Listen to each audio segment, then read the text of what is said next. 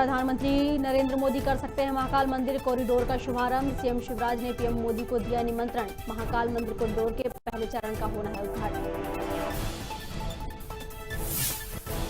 मध्य प्रदेश में मिले 6,516 नए मामले। भोपाल में 1288, जबलपुर में 446 और ग्वालियर में 129 पॉजिटिव मरीज। प्रदेश में 9 की मौत।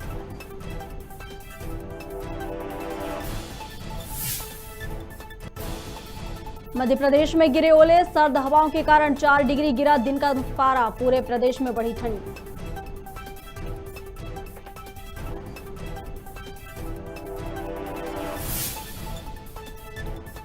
किसानों को पहले डंडे फिर बातचीत। एयरपोर्ट लाउंज में बुलाकर मिले मुख्यमंत्री। समाधान का दिया भरोसा, पर किसान आंदोलन वापस लेने को तैयार नहीं।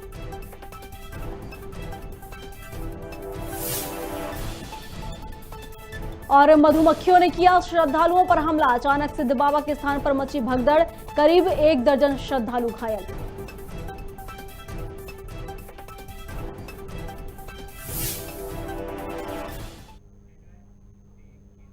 नमस्कार, खबर भारत देख रहे हैं आप। मैं हूं आपके साथ प्रियंका। चलिए बढ़ते हैं खबरों की ओर। रायपुर के चरोंगा भाटा रहवासियों को बेदखल करने के विरोध में भाजपा पार्षद दल ने नगर निगम का घेराव किया। साथ ही राज्य सरकार और निगम महापौर एजाज ढेबर के खिलाफ जमकर नारेबाजी की। बता दें, क्षेत्र में सालों से गुजर बसर करने वाले 270 रहवासियों को रेलवे प्रबंधन ने घर खाली करने का नोटिस जारी किया है, जिससे भड़के रहवासियों ने भाजपा पार्षद दल के साथ मिलकर निगम प्रशासन से प्रधानमंत्री आवास के तहत उन्हें विस्थापित करने की मांग की है, जिसमें निगम आयुक्त ने हितग्राहियों की जांच कर प्रधानमंत्री आवास योजना के तहत मकान आवंटित करने का आश्वासन दिया है।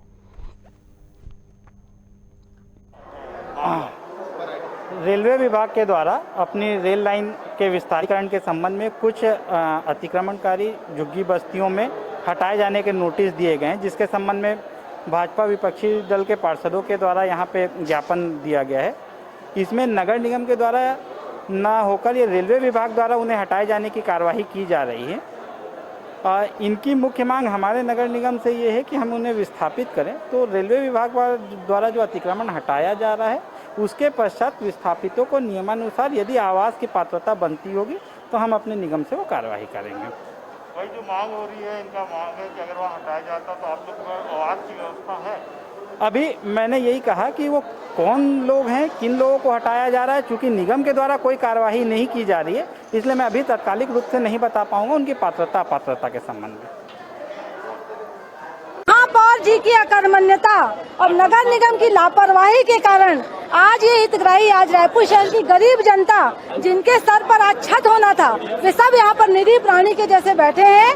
नगर निगम प्रशासन, महापौर और कांग्रेस की सरकार मूक दर्शक की भांति इनको देख रही है। ये बेचारे, और हद तो तब हो जाती है जब हमारे प्रधानमंत्री मोदी जी का सपना था सन 2022 तक प्रत्येक गरीबों के सर पर छत होने का। इन अधिकारियों की लापरवाही के कारण ये योजना फलीभूत नहीं हो पा रही है। और हद तो तब हो जाती है जब चंगोरा भाटा में पूरा प्रधानमंत्री आवास योजना का सर्वे होने के बावजूद इन परिवारों को इनकी फाइलें दबा दी जा रही है, रोकी जा रही है। एक द्वेष के तहत इन सब विषयों को लेकर आज हम यहाँ पर उपस्थित हुए हैं। महापौर जी का इन अधिकारियों से रिश्ता क्या कहलाता है हमको समझ में नहीं आता। न तो प्रधानमंत्री आवास योजना की एक भी बार समीक्षा बैठक होती है, न नगरीय प्रशासन मंत्री समीक्षा लेते हैं, न आयुक्त महोदय अपने अधिकारियों की समीक्षा लेते हैं। और लगभग 270 परिवार जो कि रेलवे पटरी के किनारे रहते हैं, अचानक इनको नोटिस दिया जाता है कि 1 हफ्ते के अंदर आपको पटरी से हटाया जा रहा है। 5000 से अधिक मकानों को, झोपड़पट्टी को हटाया जा रहा है। पार्वती नगर, काली नगर, त्रिमूर्ति नगर और सरुना के आसपास, सरुना से लेकर वाल्टियर रेलवे पट्टी तक, जहाँ तक रेलवे पट्टी के दोनों तरफ लोग बसे हुए हैं, इनको हटाया जा रहा है। चंगोरा भाटा तमाम वार्डों के झोपड़पट्टी के लोगों को सड़क चौड़ीकरण के नाम पर बेदखली किया जा रहा है। अब इनको मकान नहीं देने की बात की जा रही है। 7 दिन के अंदर मकान खाली करने की बात की जा रही है। पुलिस बल और प्रशासन के डंडे के बल पर गरीबों को मकान खाली कराने की बात की जा रही है। भारतीय जनता पार्टी आज कांग्रेस के विरोध में गरीबों को हक दिलाने के लिए, इनको मकान दिलाने के लिए भाजपा पार्षद दल नगर निगम में महापौर को घेरने के लिए आई है। नगर निगम प्रशासन को घेरने के लिए आई है। उससे जवाब चाहती है कि गरीबों को मकान कब मिलेगा, और जब तक मकान नहीं मिलेगा तब तक उनको रेलवे पट्टी के किनारे से किसी भी झोपड़पट्टी से खाली न कराया जाए, हमारी मांग है। कभी दुकानों पर बर्तन साफ करने तो कभी ढाबे पर लोगों को भोजन परोसने का काम करने वाला किशोर अब भोपाल में पढ़ाई करेगा। बच्चे की गरीबी को देखकर एसपी प्रदीप शर्मा ने न सिर्फ बंधुआ मजदूरी से उसे मुक्त कराया, बल्कि अब उसकी पढ़ाई के लिए भी वह आगे आए हैं, जिसके लिए उन्होंने किशोर को स्कूल में दाखिला दिलाने की बात कही। साथ ही उन्होंने बच्चे की जरूरत पूरे करने का आश्वासन भी दिया है। बता दें, इस बात से नाबालिग भी बेहद खुश है कि वह अपना सुनहरा अवसर जो मिल रहा है उसे अब अपना भविष्य बना सकेगा। अभी इसको बालग्राम भोपाल में भेजा जा रहा है, वहाँ पर इसके रहने खाने पढ़ाई का प्रबंध शासन द्वारा किया जाएगा। साथ ही ये बच्चा चाइल्ड लाइन के माध्यम से आज मैंने आया भी था मिलने के लिए, तो हम लोगों ने फैसला लिया है पुलिस परिवार की तरफ से कि इसकी जो भी किताबों का खर्चा होगा, जो भी ये पढ़ना चाहेगा, वो हम लोग स्वयं उठाएंगे। बच्चे को ड्राइंग का बहुत शौक है, उसने अभी एक ड्राइंग भी हम लोग को बताई जो हम लोग ऑफिस के बाहर लगवा रहे हैं, और मैं उम्मीद करता हूं कि बच्चे का भविष्य उज्जवल हो। साथ ही इसके भाई को भी हम लोग जल्दी रेस्क्यू करके वहां पर रिहैबिलिटेट करने का प्रयास करेंगे। खुद एसपी सर ने आपको कुछ गिफ्ट अच्छा लग रहा है। कहाँ पे जा रहे हैं? SOS बालग्राम में जा रहे हैं। कहाँ पे है ये? भोपाल। भोपाल है, वहाँ जाकर पढ़ाई करोगी? हाँ। अभी कौन सी पढ़ रहे थे? अभी चौथी में पढ़ा हूँ मैं। चौथी पढ़ रहे हैं, अब वहाँ पर जाके पढ़ोगी। हाँ। चाइल्ड लाइन ने जो मदद की उस अच्छी मेरी मदद की। माफ कीजिएगा, उज्जैन संभाग के डीआईजी ने शाजापुर जिले के थानों का निरीक्षण कर कानून व्यवस्था का जायजा लिया। डीआईजी ने कोतवाली थाना और लालघाटी थाना पर किए जा रहे कार्यों का निरीक्षण किया और साथ ही थाना कोतवाली पर शिकायत दर्ज करने पहुंचे लोगों से चर्चा कर उनका फीडबैक लिया। आज जैसे यहाँ पर जितने लोग भी आए, चाहे किसी भी काम से थाने आए, चाहे वो अपने वेरिफिकेशन के कंसर्न में आए, चाहे अपने एफआईआर लिखाने आए, चाहे शिकायत करने आए, चाहे कोई भी कंप्लेन करने आए या किसी जांच में बुलाया गया, तो उनका डिटेल लिखा जाता है। और उसके पीछे उद्देश्य वही है कि हम हमारी जो पारदर्शिता हम उसमें अधिक से अधिक रखें। सर, जिला पुलिस अधीक्षक के नेतृत्व में पिछले दिनों आपराधिक गतिविधियों पर लगाम कसी गई है, आपराधिक तत्वों पर लगाम लगाई जा रही है, क्या कुछ कहेंगे सर? लगातार कार्रवाइयाँ की जा रही है। बहुत अच्छी कार्रवाई हो। अभी जैसे कुछ दिन पहले ही इन्होंने काफ़ी बड़ी मात्रा में शराब पकड़ा जो है, और थाना मक्सी में जो है, और दूसरे अपराधों में भी काफ़ी अच्छा नियंत्रण है।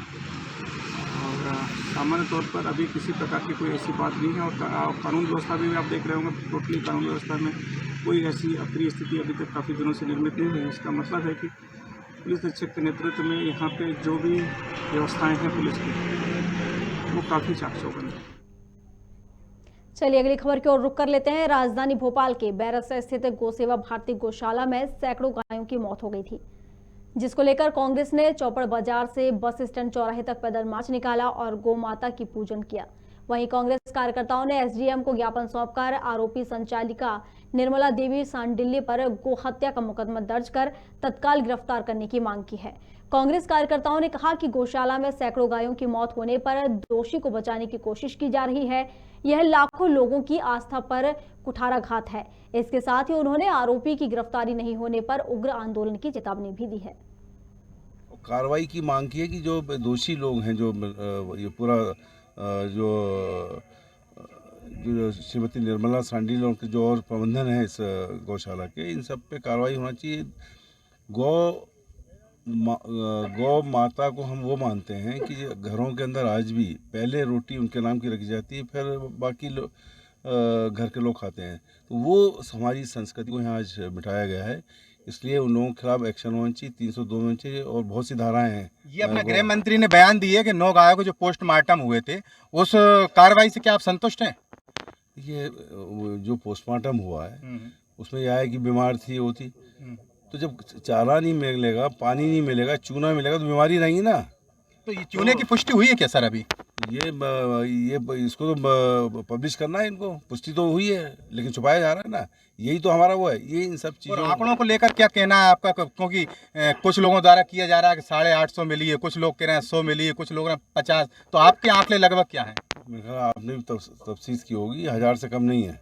और ये मामला केवल बैरसिया में नहीं, ये दतिया में भी हुआ है, ये मुरैना में भी हुआ, आगर में हुआ, लगातार ये चल रहा है। तो इसका कारण क्या है कि मतलब गौ माता पूरे प्रदेश में परेशान? इसका मुख्य कारण क्या है? इसका मुख्य कारण ये है कि ये गौ संवर्धन बोर्ड बनाया है, ये इनके काम है देखने की, ये देख नहीं रहे। और ये पैसा लेके ये खा पी गए, विधायक निधि से ले लिया, सांसद निधि ले, ये एक बड़ा कांड है, घपला है। इसीलिए हम कह रहे हैं इस पूरे मामले की सीबीआई से जांच हो, हाई कोर्ट की सिटिंग जज की निगरानी, और ये सब मामले हम विधानसभा में उठाएंगे।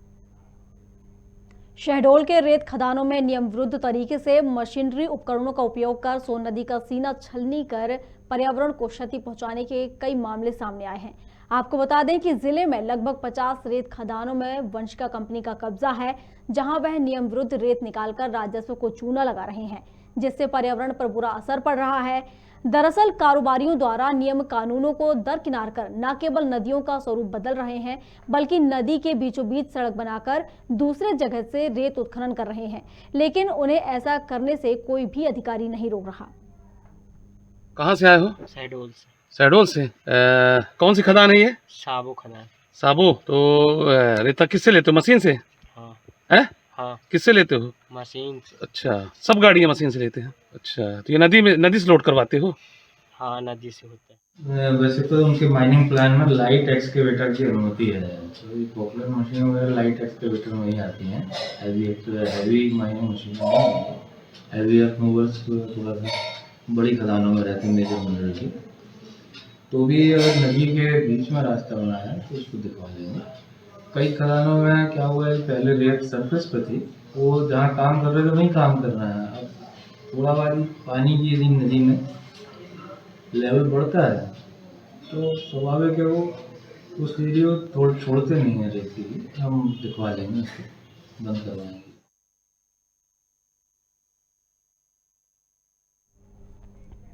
मंदसौर में जिला प्रशासन ने अवैध अतिक्रमण पर कार्रवाई करते हुए न्यायालय रोड पर अवैध 10 दुकानों को नगरपालिका अमले ने जेसीबी से धराशायी कर दिया है।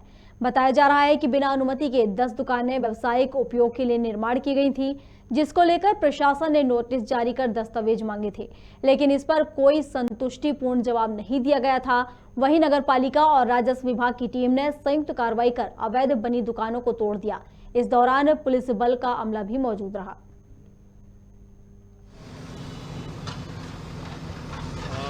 सर, बस्ती मार्केट के पास में दुकान थी, तो किस तरह से बनाया था, क्यों खोला जा रहा है?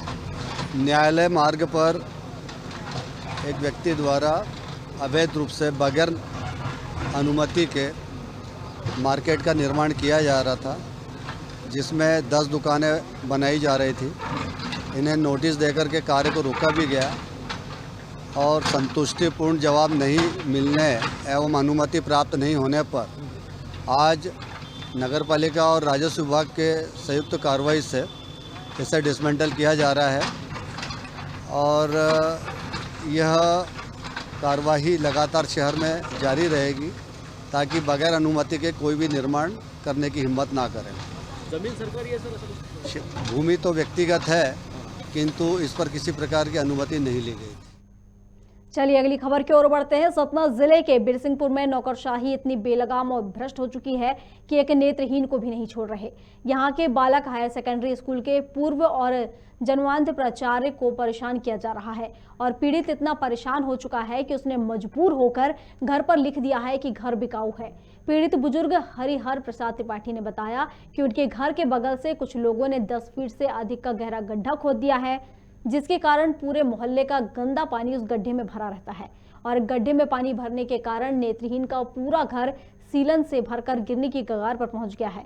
उन्होंने कहा कि कई बार उनके द्वारा इस मामले की जानकारी तहसीलदार, नगर परिषद, एसडीएम, कलेक्टर सहित थाना में दी जा चुकी है, लेकिन अभी तक कोई निदान नहीं किया गया।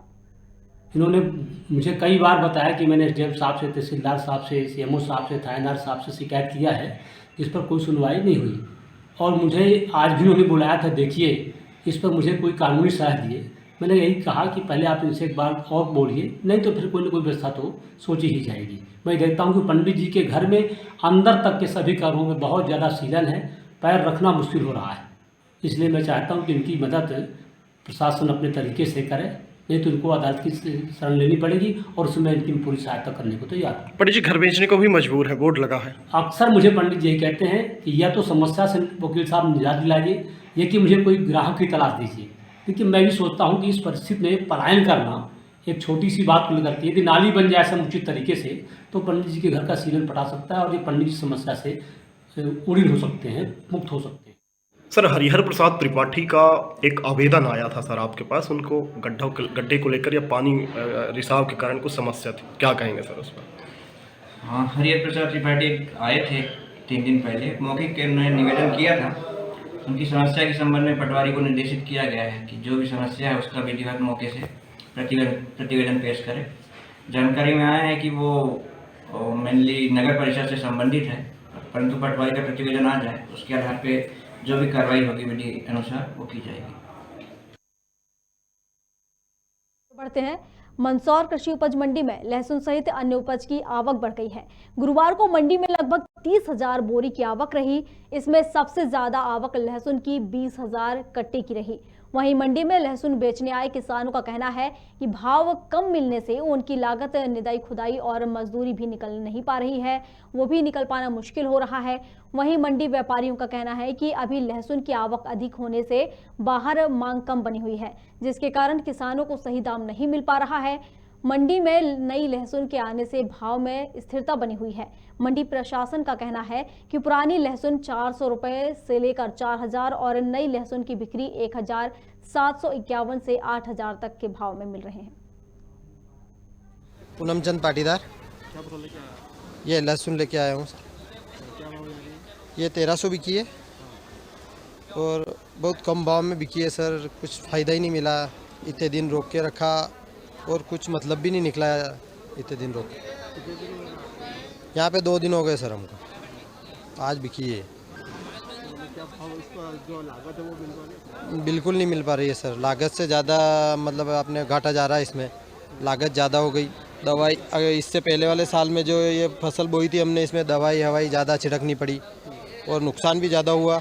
और अभी बेचने में इसको वजन भी कम हो गया और भाव भी उचित नहीं मिल पाया है। कितने लेके आए थे आप? ये हम लेके आए थे 40-50 कट्टे लेके आए थे। आपका नाम बताइए। पूनम चंद पाटीदार, गांव रणाईरा, तहसील सीतामऊ, जिला मंदसौर। क्या नाम आपका? शेखर कुमार कर्नावट, फर्म प्रकाश चंद संजय कुमार, मंदसौर मंडी। किस तरीके से लहसुन की ये जो एंड समय में इतनी आमदनी हो रही है सबके लिए दुखदाई। एक तो भाई साहब, क्योंकि अंत समय में इसका इतना उठाव नहीं है, बाहर सेंटरों पर डिमांड नहीं है इतनी, और माल अधिक मात्रा में आ पा रहा है। इस वजह से हम पूरा भाव किसान को भी नहीं मिल पा रहा और व्यापारी को भी बहुत घाटा हो रहा है। किस तरीके से आवक हो रही है? आवक इतनी फरवरी महीने में इतनी आवक नहीं बैठती है, बाकी अभी तो आमदनी बहुत ज़्यादा हो रही है। 10 से 15 हज़ार बोरी डेली आ रही है और इतना उठाव है नहीं मार्केट में। नया भी चालू हो गया है, 5,000 बोरी 6,000 बोरी नया आ रहा है। ये तो नए के भाव ऊंचे हैं, इस वजह से पुराने की पूरी कीमत मिल पा रही है। नहीं तो नया के भाव डाउन होते तो पुराने की कीमत नहीं मिल पाती किसानों को पूरी। प्याज करीब है 4,500 समथिंग का आवक आज। प्याज बिके हैं सब 350 लगा के 2022 तक बिके हैं। सबसे ज़्यादा आवक सबसे ज़्यादा को प्याज की है, इसमें लहसुन की आवक है सब टोटल। वो सभी जिनसों की कुल मिला के आवक है आज करीब अनुमानित आवक है सब ये 30,000 समथिंग जी। और अन्य फसलें जैसे रावा वगैरह क्या भाव? रायडा बिक रहा है सर, अपने रायडा इसमें आया है, रायडा आया है सब इसमें, रायडा सरसों की आवक 1,000 कट्टे। गाडरवारा तहसील के साली चौका नगर के हृदय श्री देव राधा कृष्ण मंदिर में नवीन प्रतिमाओं की प्राण प्रतिष्ठा के लिए कलश पूजन किया गया और उसके बाद कलश यात्रा निकाली गई। कमेटी अध्यक्ष वीरेंद्र चौकसे ने कन्याओं की पूजा किया। कलश यात्रा में पूर्व विधायक श्री सुरेश भैया राय सहित अन्य धर्मप्रेमी व्यापारी और महिलाएं शामिल रहीं।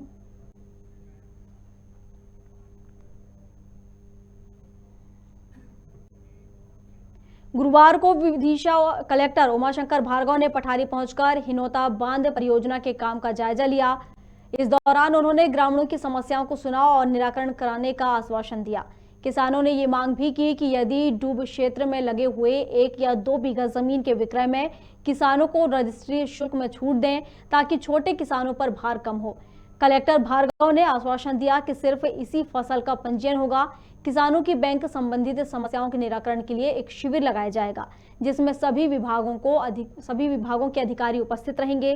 साथ ही केसीसी की उचित राशि भी किसानों के खाते में कटेगी।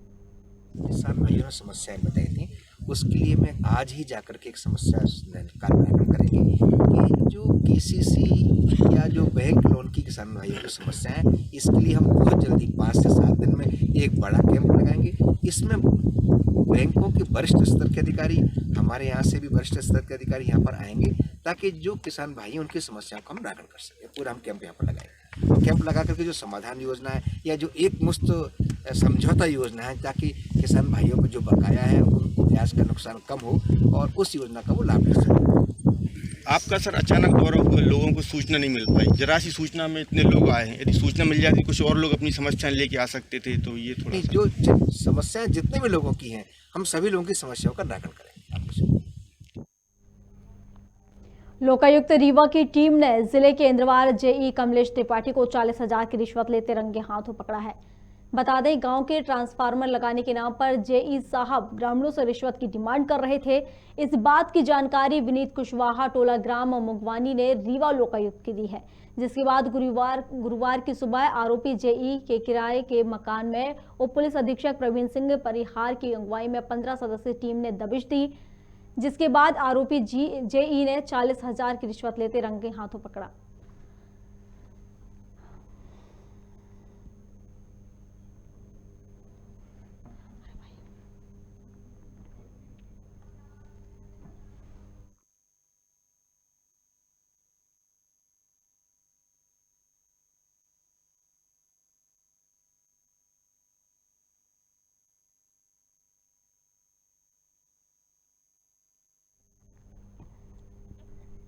पन्ना जिले के धर्मपुर के जंगली पहाड़ी स्थित सिद्ध बाबा मंदिर में मधुमक्खियों ने श्रद्धालुओं पर हमला कर दिया।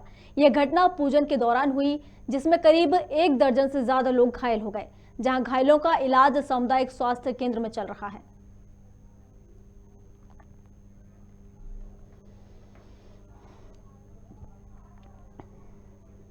कोलार में बदमाशों ने गाड़ी की तोड़फोड़ कर युवक के साथ मारपीट की, जिसका वीडियो सोशल मीडिया पर जमकर वायरल हो रहा है। दरअसल गाड़ी हटाने को लेकर 2 पक्षों में विवाद हुआ था। फिलहाल पुलिस ने 4 बदमाशों के खिलाफ मामला दर्ज कर कार्रवाई शुरू कर दी है।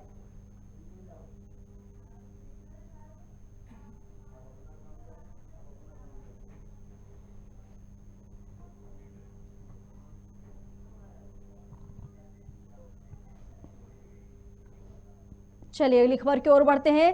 विश्व भर में कैंसर दिवस मनाया जा रहा है, जिसको लेकर राजधानी भोपाल के श्री गुरुजस सेवा ट्रस्ट के सौजन्य से तृप्ति हॉस्पिटल के विश्व कैंसर दिवस मनाया गया।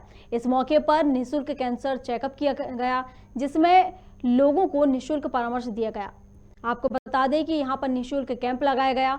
वहीं कैंप को लेकर डॉक्टर प्रतीक तिवारी ने कहा कि लोगों को कैंसर से जागरूक करने की जरूरत है, इसका इलाज समय पर करवाना चाहिए।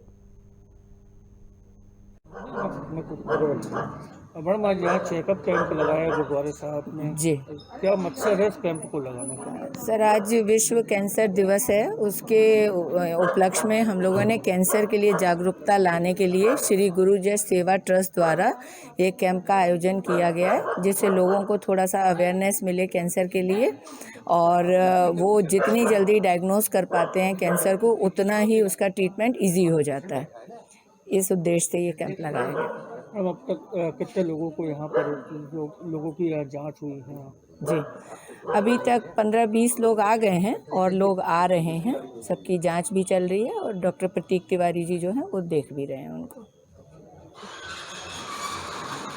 समय पे आए, अर्ली डिटेक्शन करें और पूरी तरह से ठीक हों। सर, किस वर्ग के लोगों को होता है? क्या ये जन्मजात भी होता है कुछ ऐसी? जी, ये सभी लोगों को हो सकता है, किसी को भी हो सकता है, आपको भी हो सकता है, मुझे भी हो सकता है। कुछ कारण होते हैं जिसके कारण इसके रिस्क बढ़ जाता है, जैसे कि एडिक्शन हो गया, टोबैको हो गया, अल्कोहल हो गया, इस तरह के पदार्थों के सेवन से इसका रिस्क बढ़ सकता है, पर सभी को हो सकता है। ये जन्मजात भी हो सकता है। सभी तरह के कैंसर जन्मजात नहीं होते, कुछ विशेष कैंसर जन्मजात हो सकते हैं और फैमिलियल हो सकते हैं, और उसके लिए भी आपको परामर्श करना होगा। सभी वर्ग के लोग इससे अफेक्टेड हैं, बच्चों से लेके बूढ़ों तक कैंसर हो सकता है।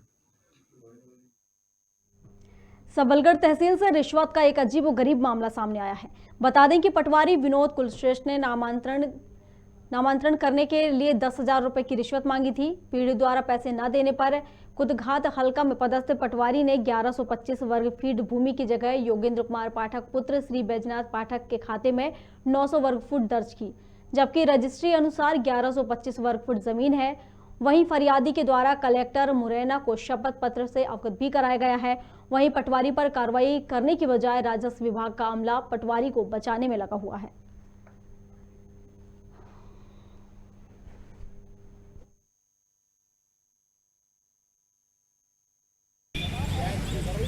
आपका नाम क्या है और आपकी क्या समस्या है? मेरा नाम योगेंद्र कुमार पाठक है। तहसील सबलगढ़ ग्राम कुतगाना में मेरा 11 से 25 वर्ग फुट का एक प्लॉट है, जिसका नामांतरण तहसीलदार महोदय द्वारा 11 से 25 पे किया गया। खसरे में दर्ज कराने की एवज में पटवारी द्वारा मुझसे 10,000 रुपये की मांग की गई। मैं देने में असमर्थ रहा तो खसरे में 9 से 15 पे मेरा नामांतरण दर्ज किया गया, जो कि गलत है। मुझे 11 से 25 वर्ग फुट का माने दर्ज होना चाहिए। मेरे संज्ञान में कल ही आया है। जन सुनवाई से एक आवेदन प्राप्त हुआ था, तो वरिष्ठ अधिकारी के द्वारा मुझे अवगत कराया गया। इसमें विधिवत जांच करके कोई कार्रवाई की जाएगी। एक्चुअल में क्या 10,000 रुपये रिश्वत लेने का आरोप भी लगाया है जो पीड़ित हैं उनके द्वारा पटवारी पर, उसके द्वारा क्या अभी जांच नहीं हुई है। जांच होने के बाद वस्तु स्थिति और वास्तविक तथ्य समक्ष में आएंगे, वैसा मेरा जांच प्रतिवेदन है। खबर भारत में खबरों का सिलसिला लगातार जारी है। अधिक अपडेट्स के लिए आप बने रहिए हमारे साथ और देखते रहिए खबर भारत। नमस्कार।